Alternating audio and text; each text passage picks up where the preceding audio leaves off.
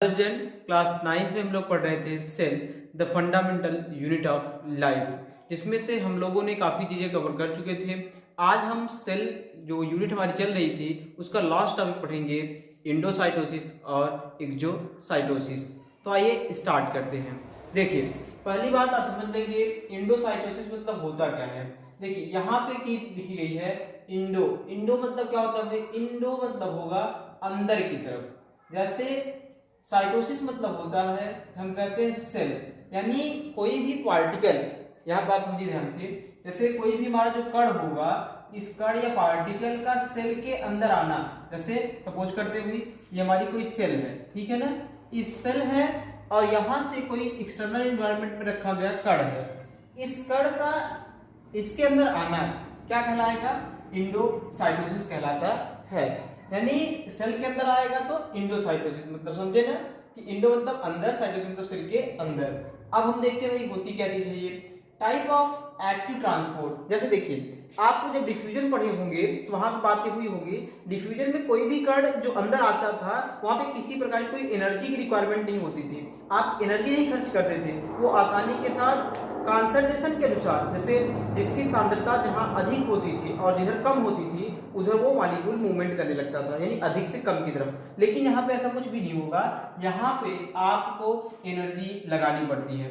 आप समझ जाएंगे, इसको हिंदी में कहते हैं सक्रिय। ठीक, सक्रिय मतलब क्या होगा? एक्टिव ट्रांसपोर्ट ऐसे ट्रांसपोर्ट होते हैं जिसमें हम एनर्जी को खर्च करते हैं।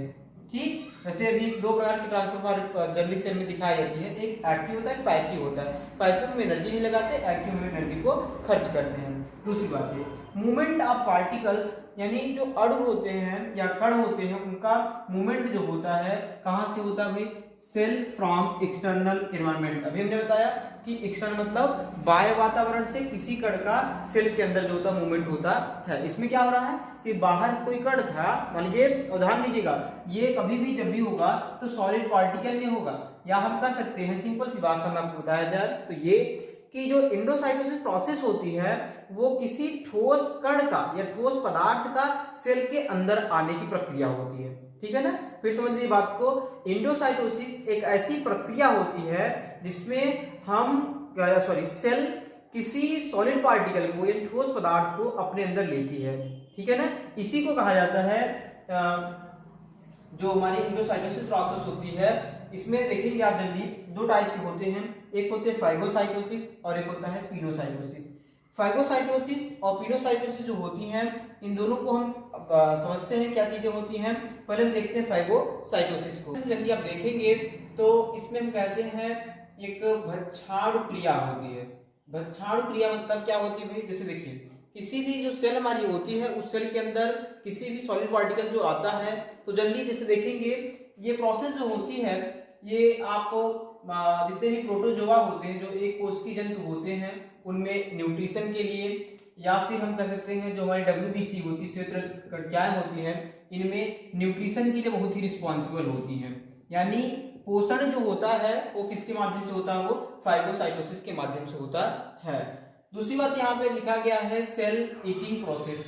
एक ऐसी क्रिया भाई, ये एक ऐसी क्रिया है जिसमें वो भोजन करते हैं। यानी आप जो समझ लीजिए सिंपल भाषा में कि प्रोटोजोआ से अमीबा या पैरामीशियम यूग्लिना, इनके खाने की प्रोसेस होती है, एक प्रक्रिया जिससे वो भोजन अपना ग्रहण करते हैं।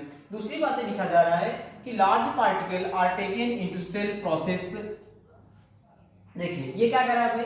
ये कह रहा है कि जैसे देखिए फाइगोसाइटोसिस एक ऐसी प्रक्रिया होती है जिसमें बड़े कण, जैसे कि सिंपल बात समझिए कि जिनका मॉलिक्यूलर वेट यानी अणु भार जिसका अधिक होगा उनको अंदर लिया जाता है। ठीक है ना, अगर मान लीजिए हम डिफ्यूजन की बात करें, डिफ्यूजन में जो सिंपल कण होते हैं जो छोटे होते हैं वो आसानी के साथ चले आते हैं, लेकिन इनमें हम बड़े बड़े कणों को अपने अंदर लाते हैं। अगर थोड़ी सी हम प्रोसेस को देखें, इसकी प्रक्रिया को समझें, तो हम प्रक्रिया कैसे समझेंगे इसको देखिए प्लाज्मा मेम्ब्रेन इनवेजिनेट्स, इस बात को समझिए। इनवेजिनेट मतलब होता है घेरना, यानी जैसे कोई मान लीजिए सेल है, बात ध्यान समझिए इस बात को, ये कोई सेल है, इस सेल में बाहर कोई भी पार्टिकल रखा गया है, ठीक है ना। अब ये सेल करेगी क्या? ये सेल इसे अपने चारों तरफ से, मान लीजिए हम सेल ना बना करके अमीबा की कोशिश बना लेते भाई, मान लीजिए अमीबा की जो सेल थी वो है, ठीक, अमीबा की सेल है। अब ये क्या करेगी? ये पहले इस कण को चारों तरफ से घेरना स्टार्ट करेगी, ऐसे इधर से जाएगी, इधर से क्या करेगी, घेरना स्टार्ट करेगी, ठीक है ना। अब क्या करेगी, धीरे धीरे घेरते घेरते ये सेल को अपने अंदर, यहां से देखेंगे इस पार्टिकल को इसके अंदर कवर कर लेगी। अब हमने क्या देखा, दूसरा पोर्शन कि वैक्यूल्स फॉर्मेशन, यानी जो कण था वो कण कहाँ आ गया, सेल मेम्ब्रेन के अंदर हो गया है, ठीक है ना। तो यानी वैक्यूल्स, ये जो देख रहे हैं आप, ये वैक्यूल्स या वेसाइकल्स का फॉर्मेशन कर लेती हैं। जब ये वैक्यूल्स या वेसाइकल्स फॉर्म कर लेती हैं तो यहाँ से ये धीरे से इसको कट कर देती है, यानी इसे छोड़ देती हैं, और ये जो कण होता है, जो भी वैक्यूल्स बना हुआ है, वो यहाँ से ट्रेवल होकर के अंदर चला आता है। इतनी बातें क्लियर हो गई। फिर से बात समझते हैं। देखिए हमने क्या देखा, जैसे हम मान लीजिए ये प्रोसेस उसी जैसी है, इंडोसाइटोसिस की जैसी है, फाइगोसाइटोसिस। इसमें हो क्या रहा है कि वो मान लीजिए अमीबा था, अमीबा ने क्या किया, वुड पार्टिकल के पास गया, उसको चारों तरफ से घेरा, घेरने के बाद उसे अंदर ले लिया, अंदर लेने के बाद उसे प्लाज्मा में से अलग करके अंदर में रख दिया। अब यहीं पे आपको समझनी है बात को। देखिए यहाँ पे ये समझना आपको कि merging of vacuoles with lysosome, यानी ये जो वैक्यूल्स था वो अब लाइसोसोम के साथ जाकर के जुड़ जाएगा। किसके साथ जुड़ जाएगा भाई, ये जुड़ेगा लाइसोसोम के साथ। और आप सभी जानते होंगे कि लाइसोसोम में डाइजेस्टिव एंजाइम पाए जाते हैं, यानी पाचक एंजाइम्स होते हैं वो पाए जाते हैं। अब जब डाइजेस्टिव एंजाइम यानी पाचक एंजाइम है इसके पास, लाइसोसोम के पास, तो जब इससे ये अटैच होगा तो होगा क्या भाई, ये करेगा क्या, ये इसे पचाने का काम करने लगेगा, यानी इस पार्टिकल को तोड़ना स्टार्ट कर देगा। और जब ये तोड़ना स्टार्ट करेगा तो यहाँ से जो आवश्यक पदार्थ होंगे वो तो अंदर ले लिए जाएंगे, बाकी जो भी खराब प्रोडक्ट बचेंगे उन्हें फिर से बाहर कर दिया जाता है। तो ये कौन सी प्रक्रिया होती है, फाइगोसाइटोसिस की। फिर से बात समझिए, हमने क्या क्या पढ़ा भी। हमने पहले देखा इंडोसाइटोसिस क्या होती है।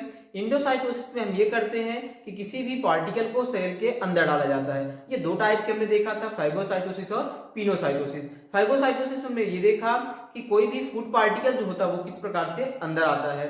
वो कैसे आता था अंदर, पहले वो सेल उसे चारों तरफ से कवर करती है, कवर करने को उसे अपने अंदर लेती है, फिर लाइसोसोम के साथ वैक्यूल्स मिल जाता है, और लाइसोसोम जो होता है वो पाचक एंजाइम साबित करता है, और पाचक एंजाइम की मदद से वो पूरे जितने भी फूड पार्टिकल से तोड़ दिया जाता है, और उसके बाद जो खराब पदार्थ बचता है उसे हम बाहर करते हैं। कैसे बाहर करते हैं उसको हम आगे देखते हैं। देखिए अब हम देखते हैं पिनोसाइटोसिस के विषय में। पिनोसाइटोसिस क्या कहते हैं भाई, इसे सेल ड्रिंकिंग के नाम से भी जानते हैं।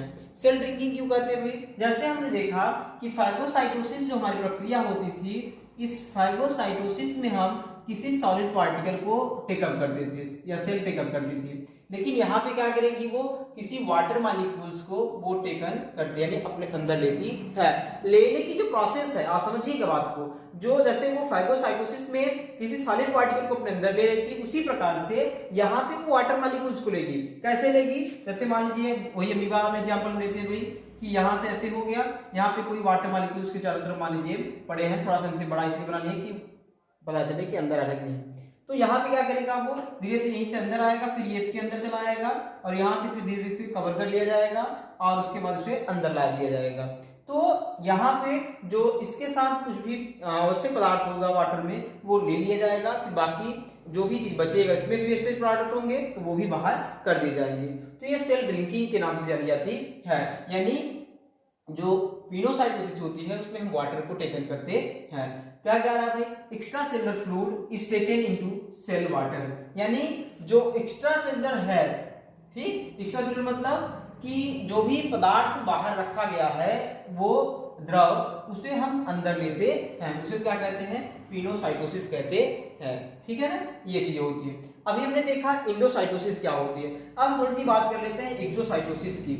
एक्सोसाइटोसिस जो प्रोसेस होती है, और हाँ आप एक बात ध्यान देंगे, यहाँ पे जो फाइगोसाइटोसिस की प्रक्रिया है, यानी अमीबा में पोषण की जो विधि है, वो एनसीईआरटी ने आप में दिया गया क्वेश्चन है आप में, उसे आप ध्यान समझ लेंगे कि कैसे वो भोजन को ग्रहण करता है। और 10th बोर्ड में भी कभी कभार जो होते हैं, यूपी बोर्ड बच्चे, उनमें भी पूछे जाते हैं कि अमीबा में पोषण की विधि क्या होती है, इसलिए आप अभी से उसको समझ लेंगे कि कैसे प्रोसेस हो रही है।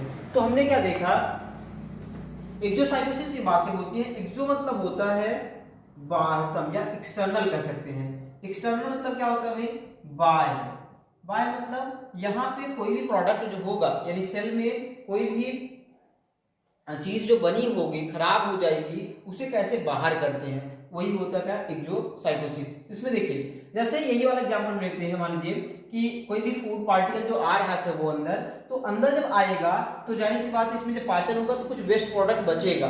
तो जो वेस्ट प्रोडक्ट इसमें बचेगा, मान लीजिए वेस्ट प्रोडक्ट बच गया, तो इस वेस्ट प्रोडक्ट में क्या करेगा वो पहले जैसे अंदर लाने के लिए वैक्यूल्स बना रहा था, उसी प्रकार से वो बाहर करने के लिए वैक्यूल्स बनाएगा। और वैक्यूल्स को ले जा करके मान लीजिए यहाँ पे सेल थी भाई, ये बन गया वैक्यूल्स, अब यहाँ से वैक्यूल्स को कहाँ लाएगा, इस मेम्ब्रेन के पास लाएगा।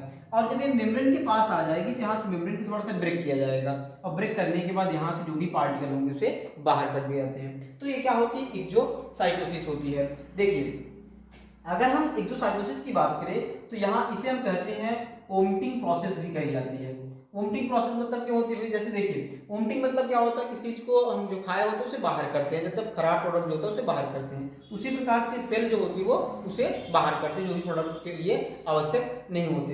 इसमें देखेंगे आप ये क्यों आवश्यक है भाई, इसलिए भी आवश्यक होता है कि एंजाइम जैसे मान लीजिए किसी भी सेल के अंदर बन रहा है या हार्मोन्स जो बन रहा है, इस हार्मोन्स को अपने अपने स्थान पर पहुंचाने के लिए भी ये किया जाता है। कौन सा, एक्सोसाइटोसिस। क्यों किया जाता है, क्योंकि जैसे मान लीजिए एंजाइम यहाँ पे बनना, दूसरे सेल को जरूरत है, तो इस सेल तक पहुंचेगा कैसे, तो इसके लिए जब एक्सोसाइटोसिस होगी, सेल जो भी प्रोडक्ट बनाई होगी एंजाइम में हार्मोन्स, उसे जब बाहर फेंकेगी तब ना अगला जो सेल होगी वो पाएगी। तो इसलिए भी आवश्यक होती है। दूसरी इसलिए भी आवश्यक होती है कि जो भी वेस्ट प्रोडक्ट इसके अंदर बचते हैं उसे वो बाहर की जाती है। ठीक है ना। तो आज जो हमारा सेल यूनिट था वो खत्म हुआ। और अगर आपको वीडियो पसंद आई हो तो लाइक करें, शेयर करें और चैनल सब्सक्राइब जरूर।